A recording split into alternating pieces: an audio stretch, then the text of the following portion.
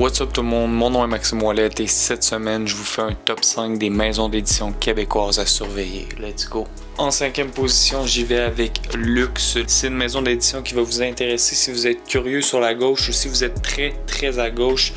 Généralement, en fait, c'est des essais anarchistes. J'aime beaucoup le format, j'aime beaucoup la qualité des œuvres qu'on retrouve dans ces collections-là. On a autant des livres comme Le vide, mode d'emploi d'Anarchet, qui est une série d'aphorismes sur la vie moderne, des essais comme La médiocratie d'Alain Deneau, des essais de Noam Chomsky.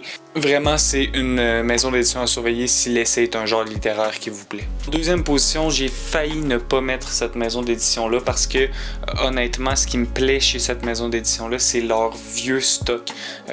Ça s'appelle le top 5 des maisons d'édition à découvrir. Ça sous-entend en fait que c'est des maisons d'édition qui sont à surveiller, donc qui vont publier du nouveau stock qui vaut la peine d'être vu. Je connais moins bien les Herbes Rouges, la version moderne du moins des Herbes Rouges, mais j'adore ce qu'ils ont fait publier par le passé. Que ce soit des livres comme une traduction d'Elizabeth Smart et de son livre À la hauteur de Grand Central Station, je me suis assise et j'ai pleuré. Des livres comme Demain sera sans rêve de Jean-Simon Desrochers ou encore la poésie complète d'Huguette Gaulin. Le vieux stock des Herbes Rouges vaut vraiment la peine. C'est assez champ gauche, ça m'intéresse beaucoup ce genre de littérature-là. Je trouve que c'est bien exploité, c'est une maison d'édition qui a une belle cohésion. Donc pour ces raisons-là, je vous invite à regarder leur vieux stock. Leur nouveau, comme je vous dis, je me dédouane si vous achetez un nouveau livre puis vous ne l'aimez pas. J'ai pas assez exploré le nouveau catalogue des Herbes Rouges, puis ce que j'ai eu entre les mains m'a pas vraiment plu. En 3e position, La Peuplade. À défaut d'avoir des meilleurs mots pour vous le décrire, La Peuplade, c'est très traditionnel dans la manière dont c'est écrit. C'est de la belle littérature bien fignolée. Ça n'a pas nécessairement une touche particulièrement excentrique. Il y a quelques exceptions comme Ténèbres de Paul Cahuzac, mais somme toute, c'est assez traditionnel dans la manière dont c'est écrit. Puis ça veut pas dire que c'est mauvais, en fait, c'est bien maîtrisé justement. C'est pas super flamboyant.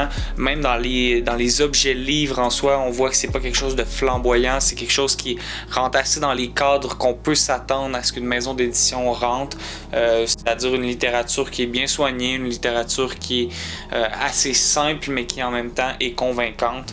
On retrouve entre autres dans La Peuplade des livres comme Nirlite de Juliana Léveillé-Tremblay, Ténèbres de Paul Cahuzac que j'ai nommé, Chasse à l'homme de Sophie Letourneau et mon coup de cœur le plus récent, Voir Montauk, qui est paru chez La Peuplade récemment de Sophie Doraswan, un excellent livre.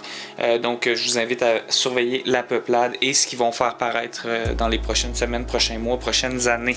Ça va en surprendre plus d'un. En 2e position, je mets les éditions de ta mère. Je dis que ça va en surprendre plus d'un parce que tout le monde qui me connaît sait que les éditions de ta mère, c'est ma maison d'édition préférée au Québec. C'est des livres qui sont généralement très décomplexés dans la parlure, dans la forme. Par conséquent, ça va vraiment en cohésion avec mon projet. C'est pour ça que cette maison d'édition-là me parle autant. Mais ça se retrouve quand même en 2e position et je vous explique tout de suite pourquoi. C'est bien simple en fait, c'est que je crois que la maison d'édition à surveiller au Québec, c'est VLB Éditeur.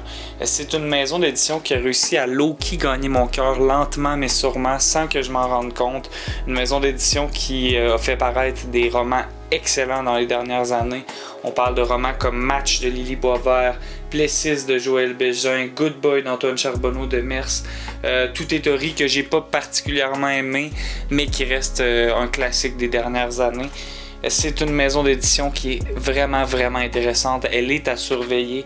J'aime beaucoup comment cette maison d'édition-là a plongé dans le réalisme magique, dans cette espèce de littérature qui parfois ne fait aucun sens.